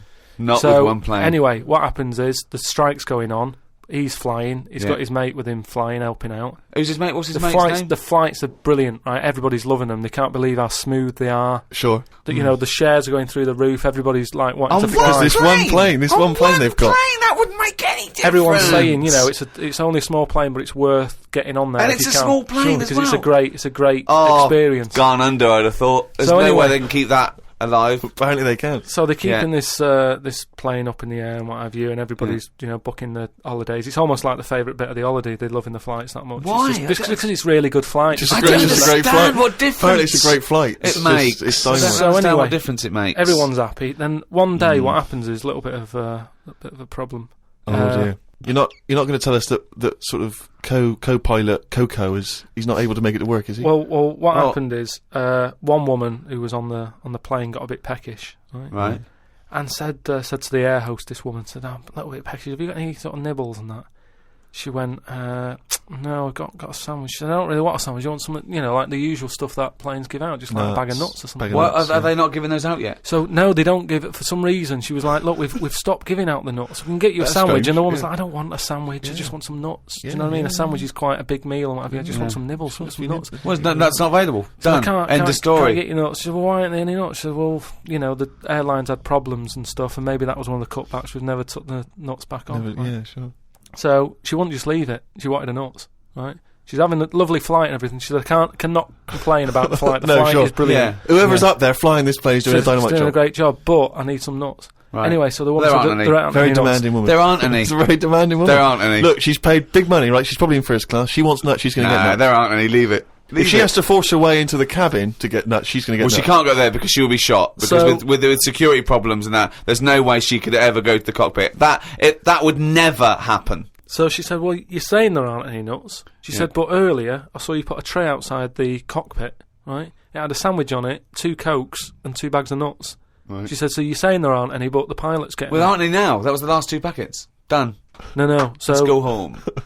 So she's going, "You can't have any." No. We know, She goes- we understand now there's a dispute over So nuts. she said, "Well, I'll go and have a word with the pilot myself because you only put them out there a few minutes ago. You can't have eaten You them can't. yet. I want You- some. you I'm cannot going go- over. no, no. I know this is it. Yeah. She was saying you cannot go over. She's going, No. "Listen, Yeah. I'm going to go over because No, I feel no, like you I'm being can't. lied to." No, you can't. So she goes, starts, No, and, there's and no the way. pilot can Well, they hear all can't this get in anyway. chat about the nuts and what have you, and he's thinking, "What's going on out there?" Yeah. He opens the door. right? Yeah. She gets a glance in. Little monkey sat there with headphones. Fucking bollocks.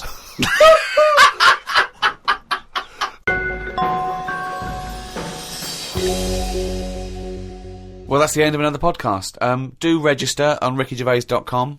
We'll be able to email you and tell you what's happening when we finish this run of podcasts. We might have some downloads. At the moment, we're working on animating all the monkey newses. So look forward to that. The absolute bullshit that is Monkey News in all its glory. This was hosted by Positive Internet. Great guys. The great guys that host the world's #1 podcast. Cheerio from me, Ricky Gervais, and Steve Merchant, Goodbye. and Carl Pilkington. The Ricky Gervais Show on Guardian Unlimited.